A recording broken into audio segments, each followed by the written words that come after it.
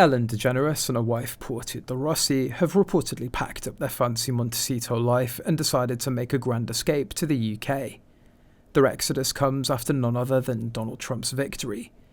Apparently that was the final straw that sent these once mighty Hollywood elites fleeing the land of the free for the rolling hills of the Cotswolds. Ellen, who became famous for a comedy career that peaked a decade ago, is now following a long line of A-listers who promised to leave America should Trump win, and surprise surprise, didn't exactly pack their bags when he did. But Ellen, being the person that she is, made good on her dramatic pledge to leave, especially when you're a multi-millionaire with properties scattered across the globe and can move to the UK on a whim, sending a simple text to your personal assistant to handle it all. Reports say that Ellen and Portia actually bought the house in the Cotswolds before the election. So, did they already have one foot out of the door well before Trump's win, or is this just their latest bid to drum up sympathy and relevance? One insider claims that the couple was very disillusioned with the election results and decided to get the hell out of the United States. Sounds like a classic case of self-important Hollywood celebrities thinking their departure will change the world. The real reason behind this move has less to do with politics and more to do with Ellen's plummeting career. If we're being generous, her public image could be described as complicated. After being outed as a massive bully and a show being canned, Ellen's all but disappeared from the Hollywood scene. Her comeback plan? A Netflix special where she spent most of the time whining about being cancelled and deflecting responsibility, blaming everyone else for her fall from grace. And don't forget the cancelled comedy tour. You know, the one no one wanted tickets to.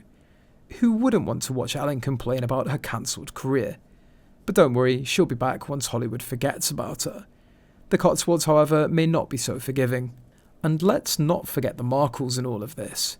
Reports have been flying that Ellen's now living in the same country as Meghan and Harry, who are clearly trying to resuscitate their fading fame. After all, nothing says relevance like moving to a new country and desperately inserting yourself into royal events, trying to get in front of the cameras. Could this be a cosy new Hollywood royal clique?